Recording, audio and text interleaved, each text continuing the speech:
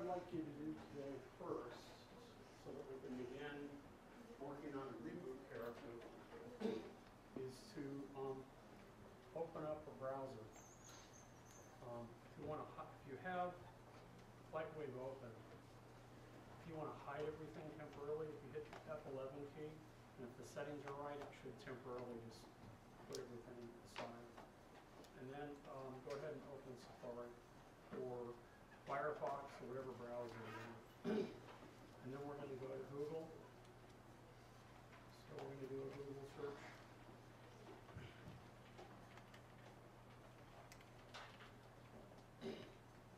And what we're going to do in here, I want to make sure that I have images selected and type in reboot.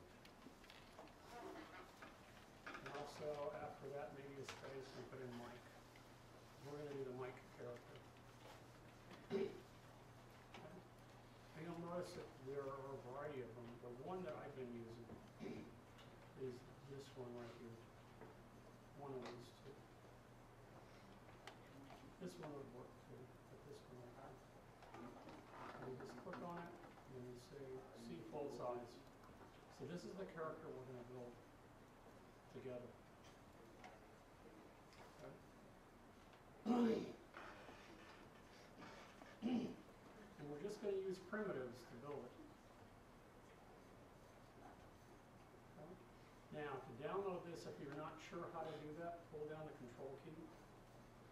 And you can say, save image to downloads. You can just put, I would instead put save image as, and make sure that it's saved on your flash drive and put it in the image folder. Okay. You can also right click and you get to the same place, save image as. Permit you to download it. So everybody find that okay?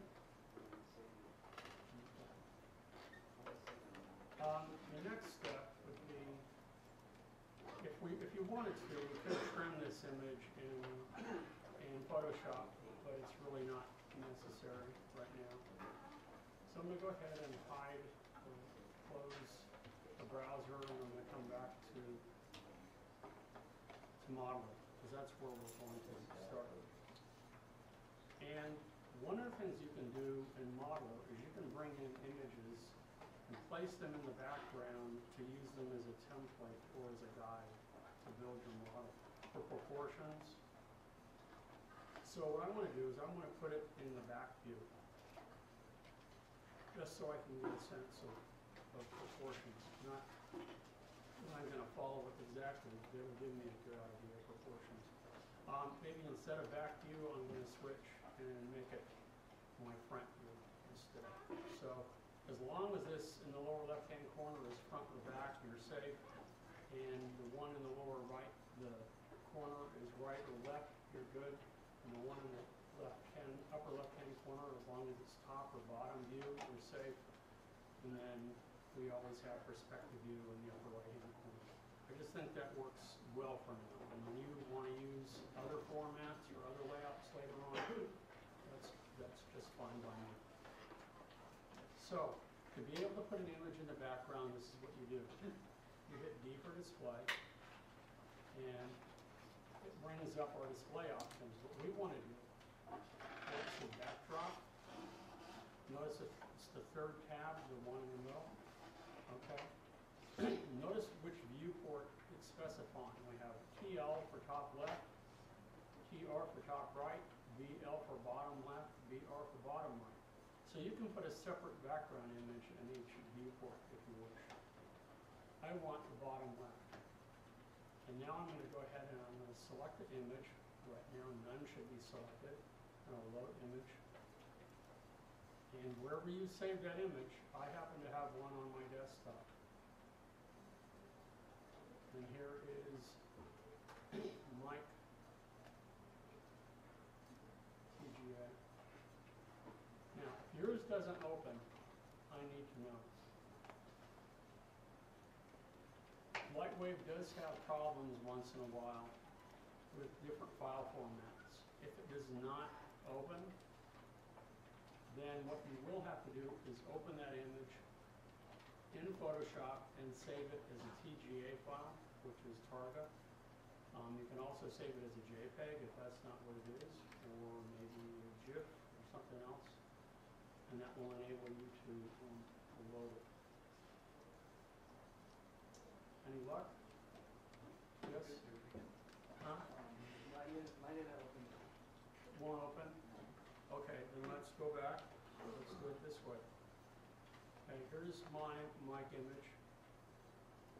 Actually, I'm going to pick this one, and I'm going to open it in Photoshop. If you don't have Photoshop open, you have documents here. I'm not sure on your computer, but go into the Applications folder. Open Adobe Photoshop. Oh, we have CS4 on here now. Okay, cool. I'll open it from here then. I'm going to go ahead and open Adobe Photoshop CS4. I hope we have it open next door. That's what I'm teaching. And then we're going to open the file in there. So what I can do is hide some of these and hit F11 again, and you'll see I have mic. A quick way of opening it is if you just click and drag directly on that open icon, it will launch it in Photoshop. And there it is, it's open in Photoshop. It is a GIF or a GIF, depending on how you want to pronounce it. So what I'll do is do a file, save as, and if you want to save it as a copy, we can, it doesn't matter. And the format, now if you don't see this information below, you click on this little button right here to the right of the name. And I want to make sure that I see, I'm going to save it as a Targa file. Targa is TGA. And I don't need copy. I'm going to go ahead and save it as mic.tga. Targa files are the files used most often with Lightweight. And go ahead and just make sure that it's saved on your desktop, or preferably in your image folder. No? Having a problem? I have it open on Adobe, but I think I missed it. Do you have it open in Photoshop 3? Yeah. Well, that's okay. Then File, Save As.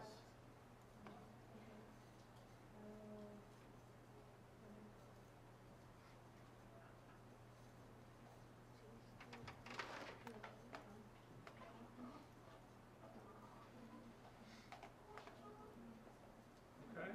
Okay. So now you have it saved.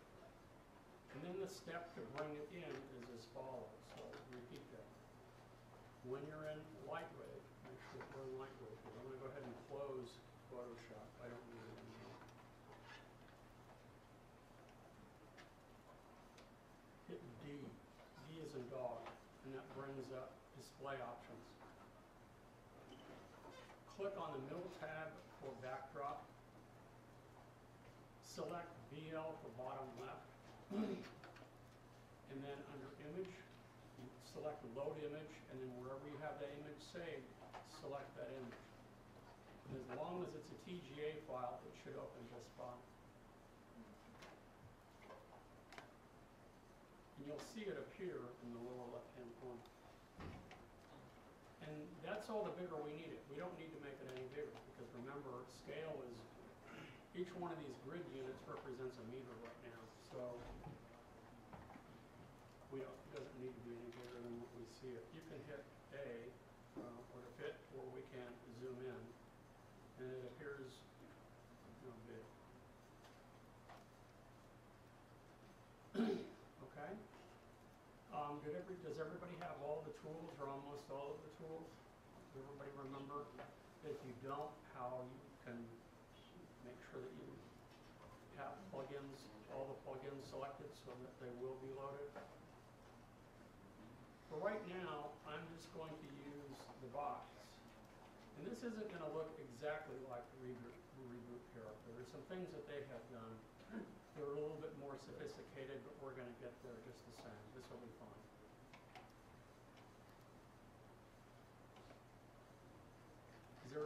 difficulty so far? Because I want to make sure that we are doing this together. So I'll try to slow down. It doesn't want to open up on this one. Even though it's a TGA? Yeah. Okay, let me take a look. Let's see.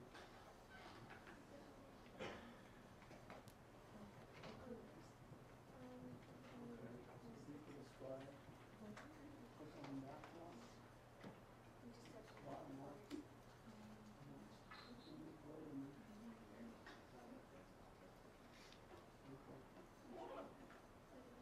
Okay. Did you say, you have to say this, I don't see where I'm going to stop. This is your name. It's in my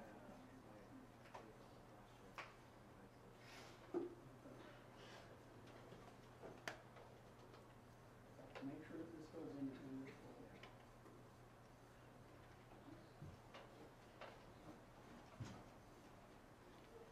Okay. Okay, so we're having problems. Go back and save it as a JPEG and try it as a JPEG. If the TGA doesn't work, try a JPEG. Sometimes, for whatever reason, that is one of the glitches with Lightwave. Sometimes when you want a JPEG to open up, it doesn't, and use it as a surface. And other times, it does work better. The same with TGA files. TGA files should work always, and they don't. I don't get that.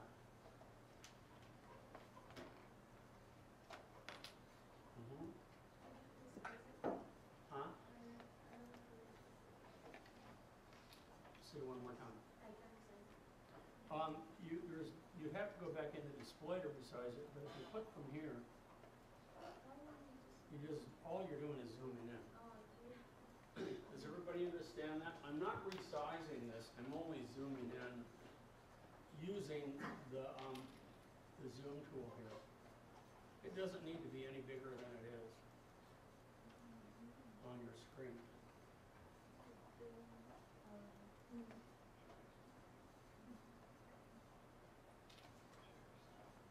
Okay, so let's begin. I'm going to start by building, if everybody has this now, I'm going to start by building the head. And even if you don't have the image in the background, go ahead and make sure that Lightwave is open and move it. Okay. So let's start with the box, and this time I'm going to start from the front view. So click and drag like so. And notice that I have the approximate dimensions. Approximate width, approximate height. And you look from the top view and you see that it's just a flat two-dimensional plane, don't you? Now I can click and drag and I can pull this back. And those are about the proportions of a TV monitor. I don't know, I don't have another photograph from him from the side, so I don't know how deep it is. I'm guessing.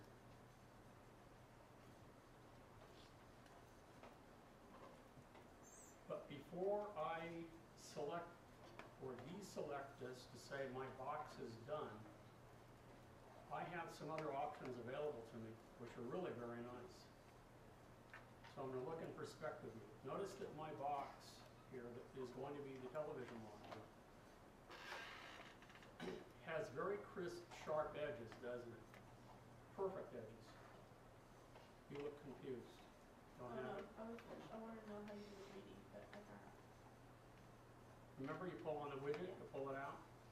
So, and how far back, the depth, I have it 200 millimeters. If yours is 150, if it's 300, I don't know. Proportions are just that. I mean, if they look right, they're right, basically. Now where I want you to look is down below here. Make sure that you have your numerical cluster up, and you'll notice that we have something called a radius. Because if you look at the monitor here, or Mike's head, that the edges of this are rounded, aren't they? So what we can do here is I can go ahead and use the spinner and watch when I go ahead and I click and I drag to the right. Notice that it starts by making the edge really chiseled. But you'll also notice that there's only one radius segment. If I change the number of segments, and I hit the spinner here, watch what happens. If I move it up to maybe 8 segments, look at how nice and rounded that is. So now what I've been able to do is actually round the corners of the box without, and add significant amount of geometry without really doing much. I'm still using the basic tool, but that added feature is only available if you have the numeric request to it.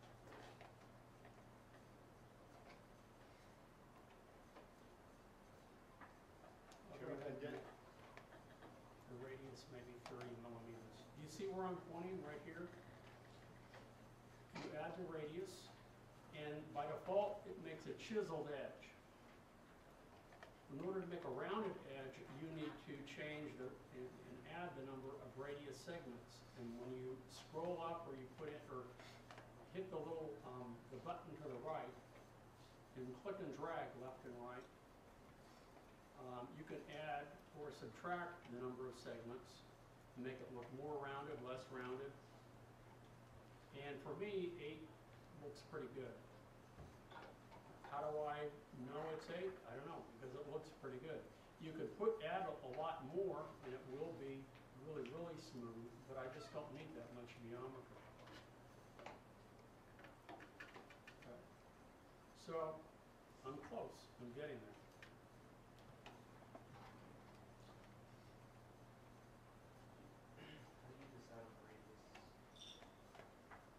I'm looking at the picture, and when it looks about the same thickness, and that's about it. Again, it's looking at existing images, or if you don't have an existing image, if you're making it up, then you have to use your sensibility to determine, is that proportion right? That's all I can say. If it looks right, it's right. Later on in the layout program, if you hit the smoothing checkbox, it will smooth that out.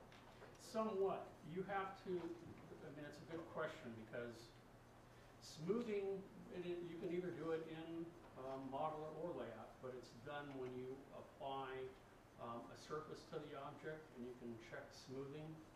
It will smooth basic geometry out considerably, but it really depends, you know,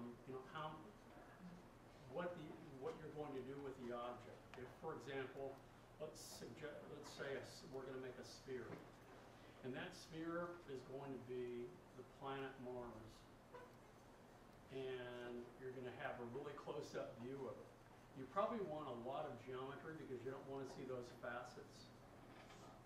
You know, if you're going to have a nice close-up tight shot of it. So you'll probably want to increase it and see it close and make sure that it's smooth even without smoothing turned on. When you start to add surface textures and stuff, and you want to make it look like it's bumpy and it's the red terrain, the rocks and everything. On the other hand, what if it's just a little ball that's in the back of your scene, somewhere sitting on the floor in the back that you barely see? Then turn the geometry way down, because it will only add the rendering time, it will only, you know, it's just unnecessary to add all that. So then you'll turn it down. How much is enough, how much is not, that's never talked about. You'll just sort of get a feel for it, and I'm probably wrong sometimes, so probably a lot of times. You know, it's just something you kind of get a feel for. I only got the top one shows up, the bottom one is black. Make sure that when you select radius and segments, it's all of them.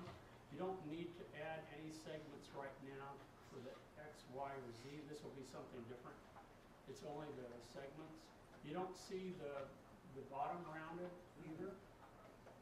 It should, when you add radius, it should add a radius to all of the edges on your box. And then when you're done with it, just turn it off, and now it's fixed. Radius segments is 8. Huh? The radius segments supposed to be 8. Right. I only have 1. It doesn't have to be 8. If it's more, that's fine. If it's a little bit less, that's fine. I'm only, you know, I mean, I'm guessing. If it looks right, and I don't have smoothing turned on, it looks nice and smooth. That looks good a nice number. I don't know, it's a nice even number.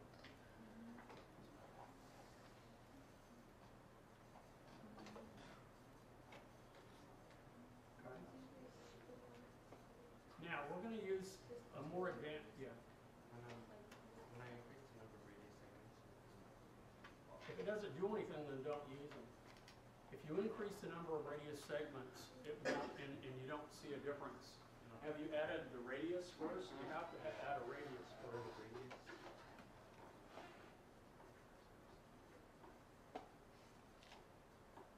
Okay. Let's crank that up a little bit. Now you see, maybe if you want to leave it 9, that's good. Leave it 9, sure. So yours doesn't have to be exactly what you want. It's all, you know, if it looks right, it's okay. Yeah.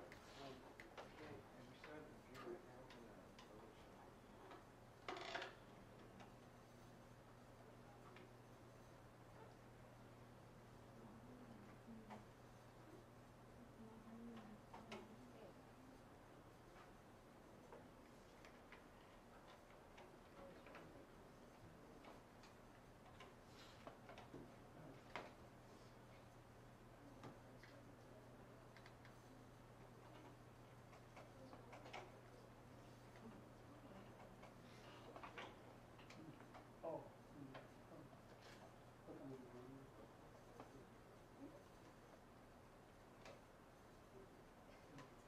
I don't think they have a lot. They just installed this, so I'm sure there's glitches. Okay. So now we're going to begin to add additional geometry to this. And this is a little bit more advanced technique, but it's worth talking about now, I think. So get a sense of building. It's similar to what we'll do when you do more organic modeling. Now, one of the things that I can do, and it's not a bad idea, remember I said, when you have something completed, or you have it at a certain point, you want to add a placeholder, right? So I could make this Mike's head or something like that, I don't know. Or I know that this is going to look like brass or gold or something like that, so I could just name it brass. So that wouldn't be a bad idea. So I hit Q, make sure the default is turned off, and I'll name it brass, U-R-A-S-S. And I'll make it sort of a yellowish, goldish color, orangish color.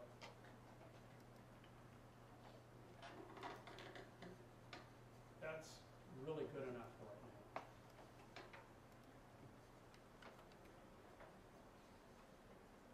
The next thing that I want to do, if I look at the picture, is I need to be thinking about his face or the screen part of this. Okay?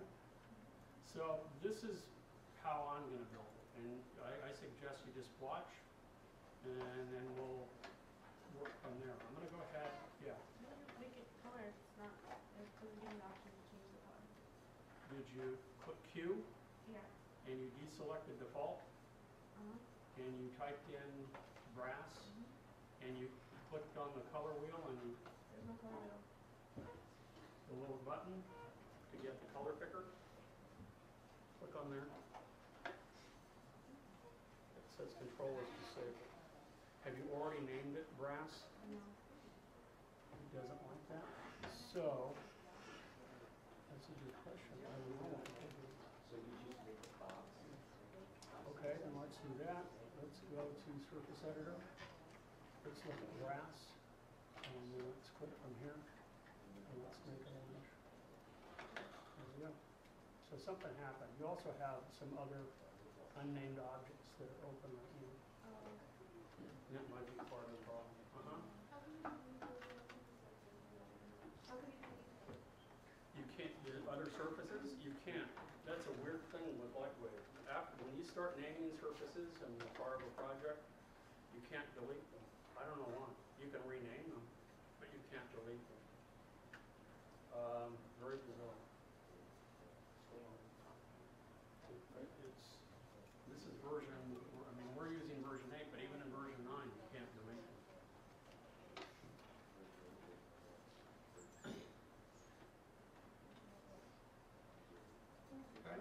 So, now I'm ready to edit the monitor for the face.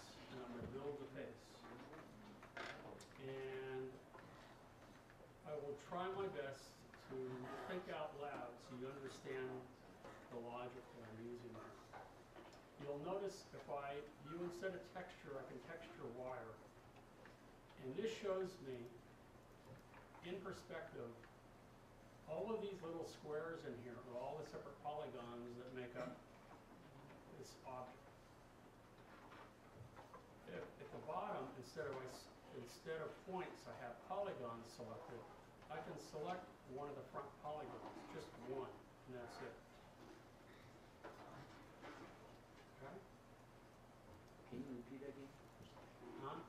Can you repeat again? Yeah, deselect. At the bottom, instead of points, make sure that you have polygons selected. Move up to layout for the perspective view and click on the front polygon. So just that one polygon is selected. That's the only one I want to edit. What I'm going to do is add geometry to this. So just watch. Whatever I do to this, I want to make sure when I resize it, when I move it or whatever, I want it to be moved from the center of the selection. So I need to make sure down here in modes, its action center is selection. Not my mouse, and not the origin or the pivot point or anything, or it'll get goofed up. What I recommend that you do is try some of those other selection modes and try what I'm doing, and you'll notice that it's going to go goofy. So for example, I'll do this once because I don't want to use up too much of my video time. If I say action center or center of mouse, and I go to modify, and I select size, and I click from here, notice that it's resizing it based on where my mouse was. That's not what I want. If I hit Command Z to undo, and I change the mode to action center, center of selection, and I leave my mouse right where it's at, and I resize it. Notice it resizes it from the center. This is how I want this resized, but I'm not quite there yet. I don't want to resize it. I want to actually add geometry.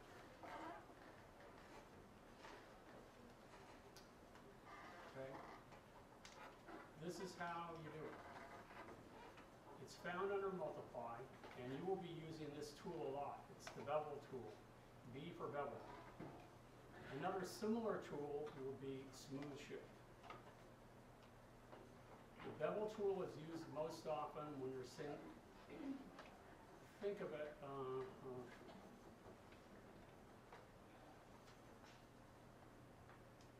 for right now, because I only have one polygon selected, the bevel tool is the one that I want. I can use the bevel tool when I have multiple polygons selected, as can I use smooth shift for multiple polygons, but it's different. You get a different effect. And we will cover that later. But for right now, just trust me, the bevel tool is what we want. So, to add geometry to this, and it doesn't look like I'm doing anything. All I have to do, I can select any port, and all I have to do is just click. And I've added geometry. It doesn't look like I've done anything, but I'm going to switch from bevel to size, go back to modify, and select size, and now watch what happens when I resize this. Notice how there's 4 additional polygons. Okay, watch, let me undo twice. If I use the size tool now and I resize it, notice how, notice how it's pulling the corners in. Do you see that? And if I hit T for move, and I move this out, see what's happening, how it pulls these corners in? This is the geometry from the corner. That's not what I want. I have to add a little bit of geometry in order to do this. So I'm going to undo, Command Z, Command Z. I'm gonna go ahead and hit B for bevel and just click. And that has added geometry. Now watch what happens when I go ahead and I hit size or Shift H. It doesn't matter which port I'm using, I go ahead and I resize it. Now notice the difference. It's not pulling from the corner anymore, is it? I've added geometry and I see a little bit of extra geometry here, so that works pretty nicely for me.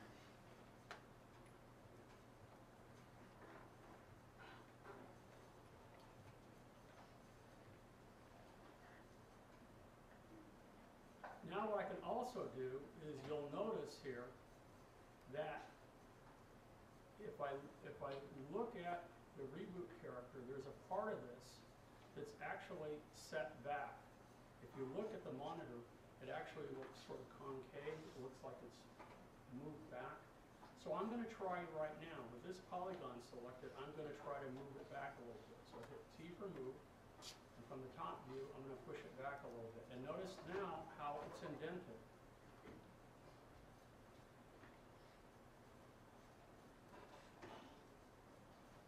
So notice how I'm building. I started with a simple primitive, a simple cube. I added rounded corners by using the numeric requester and added radius, added geometry so it's nice and round. And then selected one polygon on the front, and by hitting the bevel tool, I was able to add geometry, resize it, move it a little bit, and look at how I've changed the configuration of that cube in just a few short moves. How did you get it to bevel right? Huh? How did you get it to bevel to the You center? just hit B for bevel, and you click, and that's it. It doesn't look like it's done anything, but it adds geometry when you do that. And then when I move them, how do you get it to move towards the center instead of up? You make sure the mode at the bottom is selection center. Center of selection. Mode, action center, selection. This makes a huge difference. Okay? And then after you resize it? What's that? After you resize it? Yeah. Now, there's something else that I can do too, that you might think about. That what I'm doing at the moment is I'm building the interior of the screen. But then what happens, what about the actual glass part of the monitor in front of it? I forgot about that, didn't I? So let me undo a couple steps.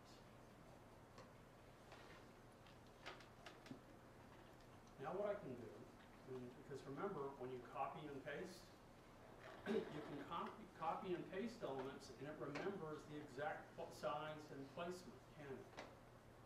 So what I'll do with this particular, this is going to be my glass screen that's going to go on top. So what I'll do is I'm going to hit Command C for copy. I'm going to click on another layer, and I'm going to hit Command V for paste. And there, look what I've done. Just copied that one particular piece. When I come back over here, and it's not like this part is gone. I've actually added geometry, or copied a part of it. So now I'm going to go back again with, I don't want move selected. I'm going to go ahead and select this again, and I'm going to repeat the same steps so you guys can do it again. I select a polygon, make sure at the bottom under mode that action center selection is selected. Hit V for bevel, and just click anywhere except on the object. Just click. One click with the left mouse button. That's added geometry. Now I need to resize, and I'll go ahead, and it doesn't matter what viewport, and I'll move it in a little bit. And you'll notice this is how it should resize. You'll notice if you look at the right view, notice how it's staying right along that plane. It's not moving out or in, it's staying perfectly centered. It looks pretty good.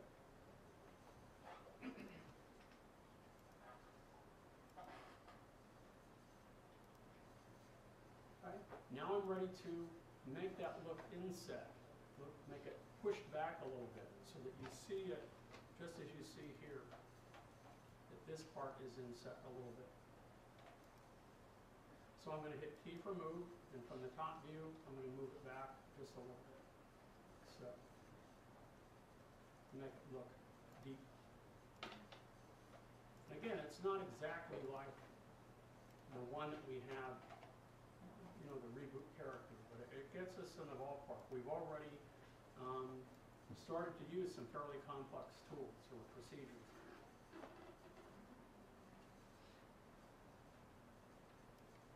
Now you'll notice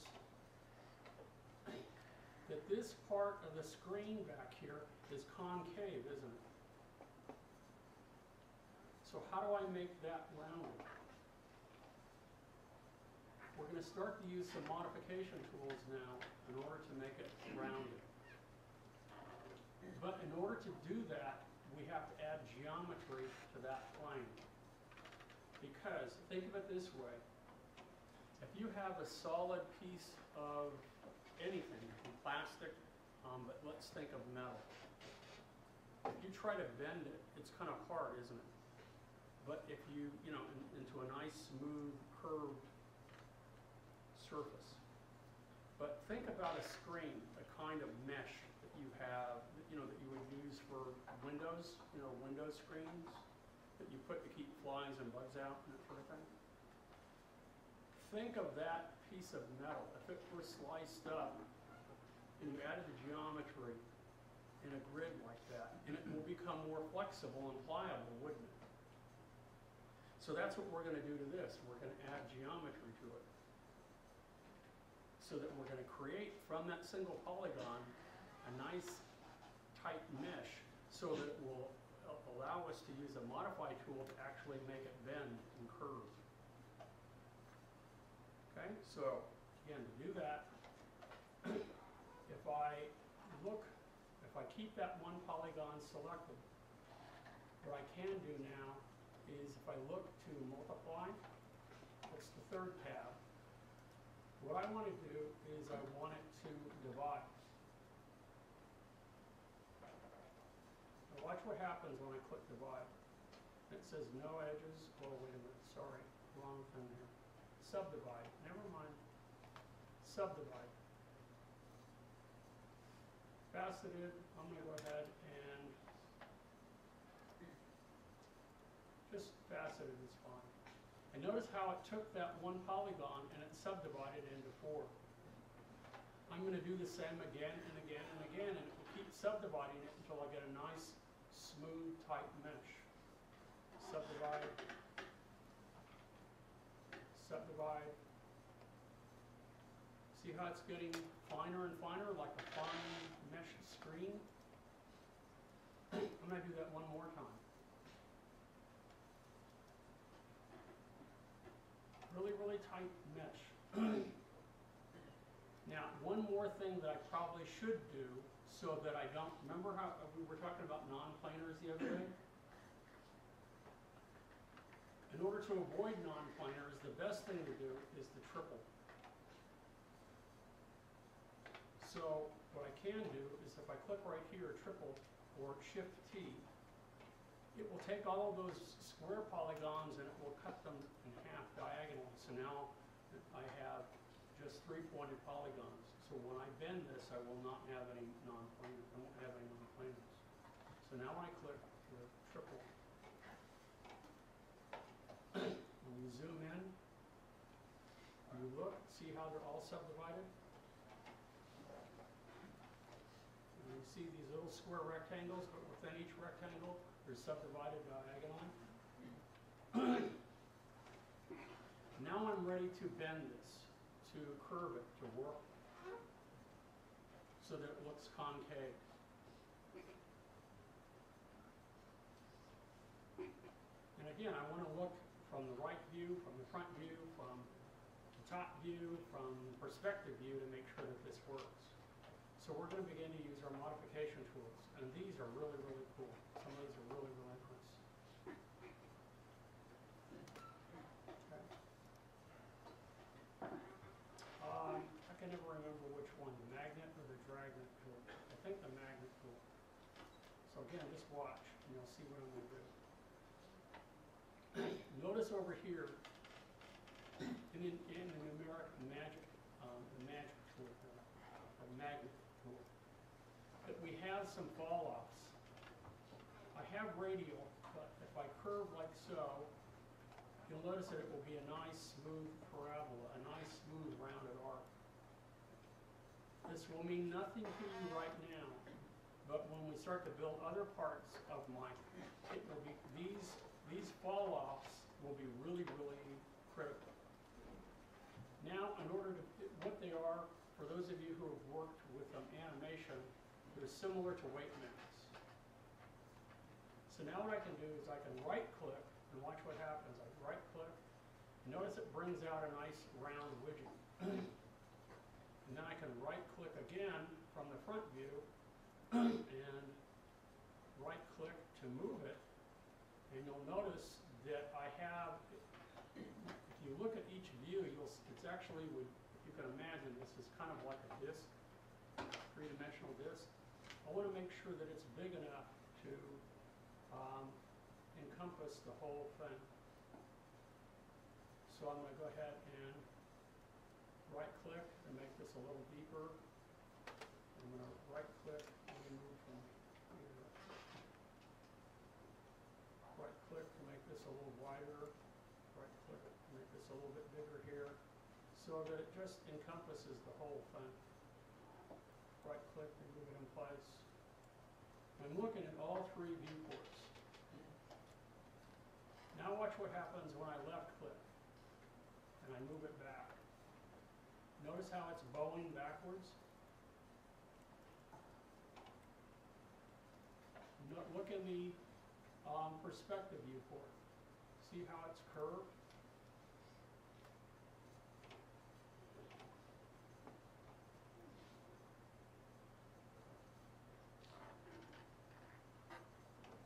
Now, how much you can curve this is questionable. It will start to get really distorted after a while. But I think for right now, what I have isn't half bad. I'll leave it this way for the moment.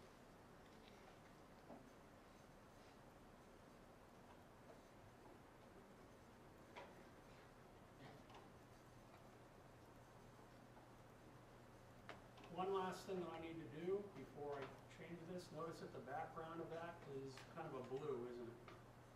So now I can change the surface quality of this. I'll hit Q. We'll name it screen. Click on the little butt widget. We'll make it a nice blue. Click OK, and it turns it blue. Now I can deselect, turn off the magnet tool, and I can deselect. And let's look at this just in texture view, so you can see how it changes.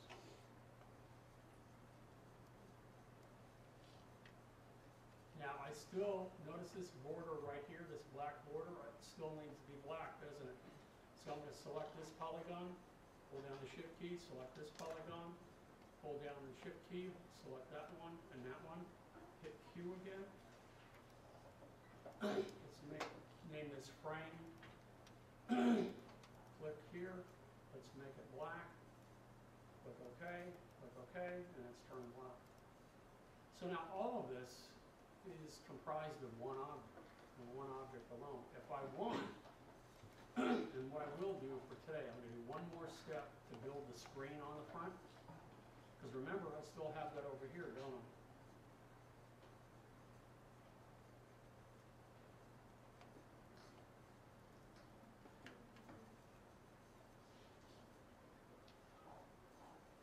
Yeah.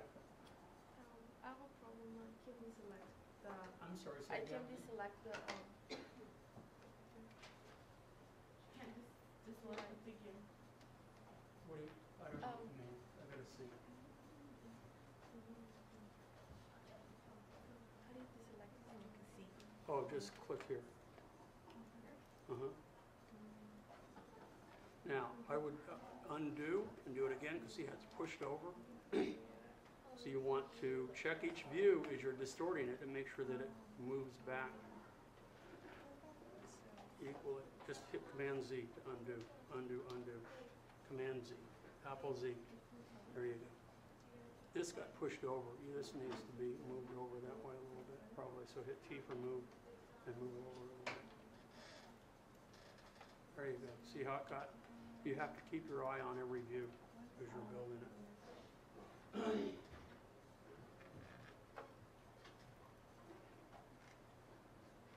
What do we do to make the black borders?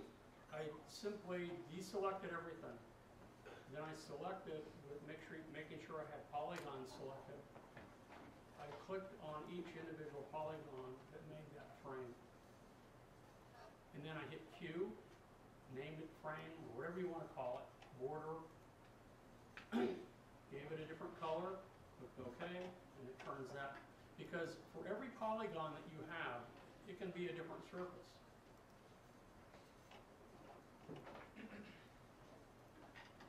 And then moved over to the lower left-hand corner and clicked to click off of it.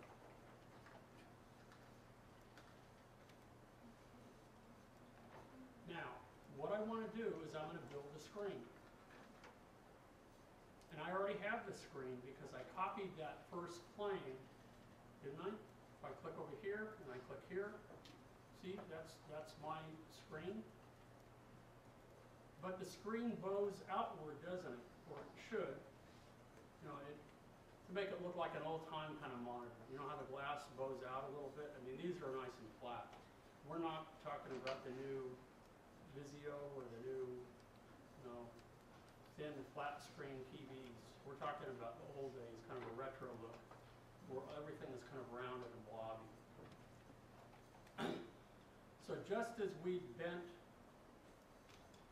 the interior part of the screen inward, we're going to add geometry to this one, and we're going to use that tool to bend it and that mesh outward. And then we're going to change the surface of it, and we'll add transparency to it so we will be able to see it. Meaning as a piece of glass, as it were. Where do you find the selection? What do you mean? Just if you want to choose a polygon. Oh, make sure that nothing is selected, and then you make sure that polygons are selected here, and then select on wherever there's a polygon. And that's the only polygon in this layer. That is your selection tool. Because I have the magnet tool. Turn that off. Turn off the magnet tool. Because what the magnet tool will want to do is, remember, if nothing is selected, it thinks everything is selected. That's kind of an important rule to remember. If nothing is selected, then everything is selected. So since I have this piece on a separate layer, I really don't need to worry about it. I have everything else in the background, don't I? So now I'm ready to bend this. In order to bend it, I need to subdivide it multiple times, triple it, so that I get a nice triangulated group of polygons. And then I can use the magnet tool to bend it. So watch again. This will be similar to what I did with the back, but I'm going to move forward. So under multiply, I'm going to go ahead and select subdivide. Faceted is just fine. And because in textured view, I should select textured wire so you can see it, how it divides. And I'm just going to go ahead and do that again. Subdivide, subdivides again, subdivide again. So I get a nice tight mesh. Think of it this way. If I only subdivide it once or twice, and I try to bend it, it would be like having, again, a piece of metal or an object with a few hinges in it, and it looks pretty crude. The more hinges you have on it, the more pliable it becomes. The smoother mesh, the smoother curve you can generate. So again, that looks pretty good. It's a pretty tight mesh. Maybe one more time for good measure, I suppose. No, that's kind of overboard. Now I'll go ahead and I'll triple it. And now I can go ahead and I can bend So to bend it, and again, I need to look at each view to make sure that what I'm doing is symmetrical. So I need to go to Modify, select the Magnet tool, and again, under Magnet, make sure that I have radial fall off here. Yes. Are we following along there? You don't have to, no, because some of you haven't finished the table and lamp, and I'm gonna probably repeat a good part of this on Monday. And I remember I'll have this in video too. So because if you get lost, and that doesn't help, you're gonna have to decide, you know, you can keep up in certain parts fine. If you find that you're falling behind, fine, you can watch the video and then tell me on Monday, these things I need repeated, and it's fine by me. I'm trying to gauge, you know, where everybody is in here, how fast or slow I can go, make sure I get the maximum amount of information on my video, and so on and so forth.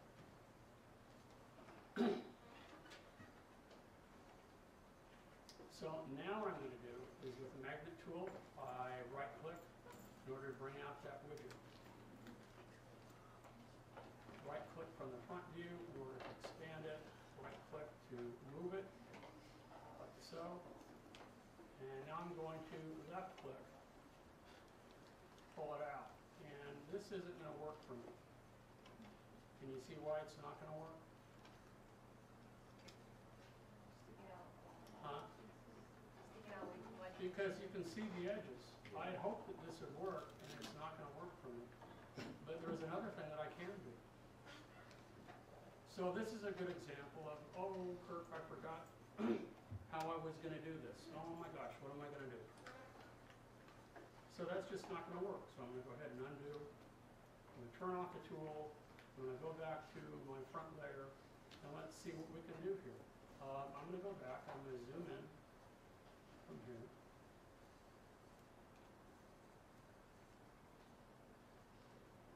And what I want to do is I'm going to build a new polygon, and I hope I get this right. I'm going to switch to points. And I'm going to click from the corner, and that's not going to help me.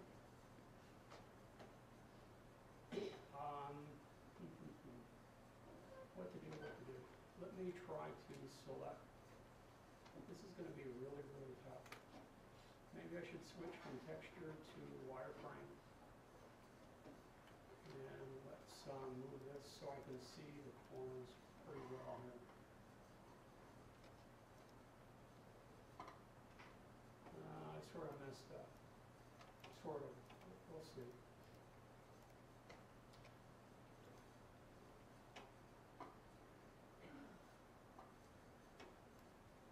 Because I just want to select this corner point. See it? That's the only one I want. So I'm going to do that from the other view over here. Remember, to turn this into a polygon, that's what I'm going to do. Remember, I have to select how? Clockwise and or counterclockwise, don't I? So I'm going to go ahead and hold down the Shift key and select that point. And that didn't work. So I'm making a mess of it. Just wanted that one. Now, do I still have the other one selected? Yep. Come down to the corner. This is kind of awkward. I'm trying to backpedal here and make make myself look good. So go ahead and unclick this one. And now I'm going to move over and select this one.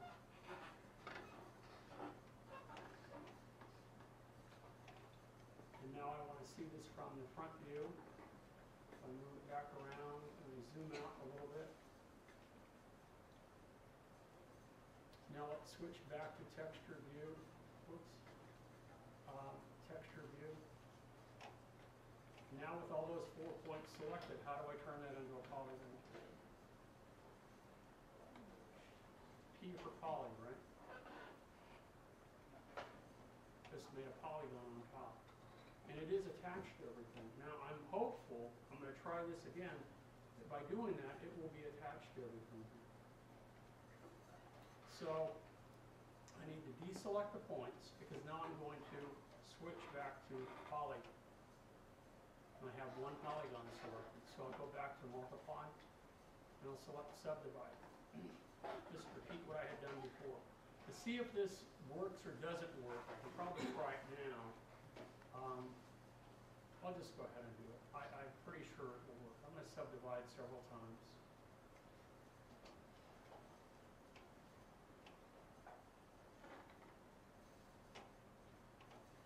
And now I'm going to triple it. And now I'm ready to use the magnet tool. Make sure in the numeric requester that radial fall off is selected, that I get this nice smooth parabolic arc. So it helps me get a nice smooth curve. And I right click to pull out the widget, which will determine how much or where the fall off occurs from the front view. Right click to move it.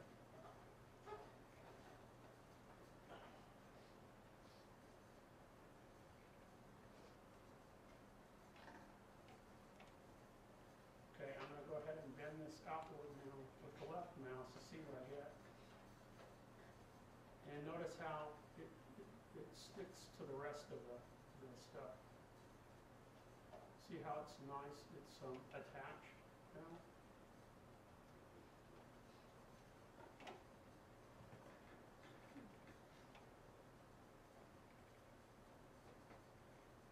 So I redeemed myself.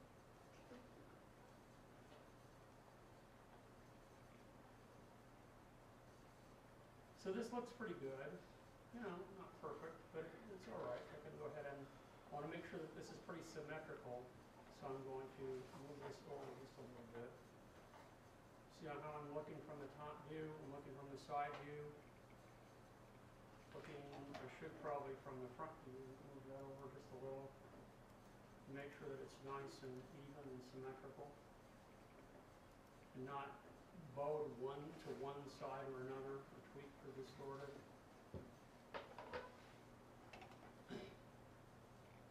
Okay, now one more thing I need to do.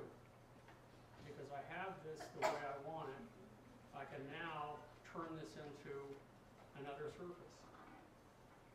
It's easier to do this now because to select all these separate polygons would be a real pain, wouldn't it? To have to select them later on.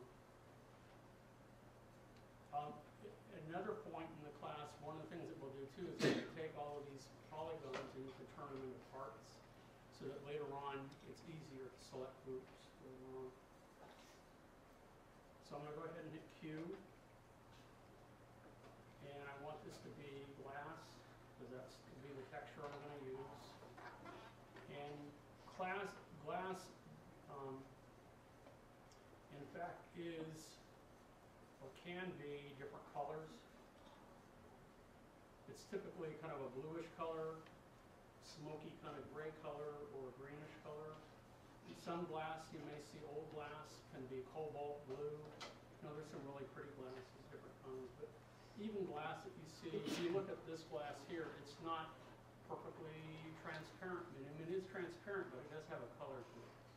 Now, look at all glass in different kinds of windows, in your car, in your house, and stuff, and there actually is a little tint to it. So I'll go ahead and I'll click OK. And click OK. Now I'm going to bring up the surface editor. Make sure that I have glass selected, and so that I can see through this, I'll go ahead here where it says transparency, and let's go ahead and crank that up to maybe, you know, 50, just 60% right now, so I can see through it, and see how I can see through there, and I can see all the interior parts. So look at how, you know, I could have tried to build this part by part by part by piece and put it together. It could all be independent, separate elements. But to try to join them all and to make sure that they're all the right size and everything would be a real pain. So as I'm building this, I'm thinking to myself, how can I add geometry? How can I bend geometry? How can I distort it or do what I need to do? And then if this is going to be a different surface, try to remember that at the same time. and then go ahead and make that a different surface. So I can select it at any time in the future. It'll make it easier. So now that I'm done changing it, go ahead and turn that off, and you'll notice, you'll see I have my monitor and TV screen. If I want to make these parts glass too, I could do that, or I could leave it metal, or I could make it some other part. That's all I wanted to cover today. We're going to start to do some bend tools, more modification tools on another day. How many of you have finished your table and lamp? That's what I thought. So don't worry about this. I will repeat this again, and I will have the video up before the next couple of days, so you can watch it again and see what I've done. Okay? It's more important that you get the table and lamp done and feel comfortable with just working with some of the primitives, sending those objects over to layout, applying some of the preset surfaces, adjust the lighting a little bit, render it so that it looks pretty decent, and send me a copy so that you feel comfortable with the procedure. What I have shown you here, when you look at it, looks pretty simple and pretty basic, but what we've done is we've done something fairly complex. Okay? But I think if you start to get into the mode now of thinking this way, and I'm trying to think out loud, that as you're building objects, you're going to start thinking about that. You're going to say, well, gee, this looks like a cylinder. Well, it's sort of a flat cylinder. So if I build a cylinder first and I add some mesh to it, that will add geometry. Now I can flatten it. And then I can use a bend tool to make it, I can bend it. Well, I want to control the bend. Oh, okay, I need to bring out some of these other widgets in order to control the bend. You know, you're thinking all the while. And then as you do that, gee, do I need to add surface? Do I need to change this as a surface? What do I need to do to this? Now, so sometimes you can pre-plan, and you know it's formulaic. It's like looking at a cookbook. These are the steps I need to take. At other times, you're going to look at an object, and you're going to just through trial and error, through your, based on your experience, you're going to try to build it using what you know. And like I did with my screen, I had to backtrack. I thought I was being smart and saving it on a separate layer, but when I tried to bend it, you could see the corners that were bowed out. And I thought, well, that's not going to work. I'll leave that there, and then I'll delete it. I need to go back, and I need to create a separate polygon on there, and I'll bend that one forward. And that happened to work. I mean, it looks decent at the moment. It looks okay. When it renders, who knows? Maybe it won't look so good, so maybe I need to rethink it. But you get the basic idea of how I'm working here. I mean, maybe I need to select these, or maybe this is too small. This is okay. This is a little bit bigger than I had planned in here. But that's all right. Proportions aren't too bad.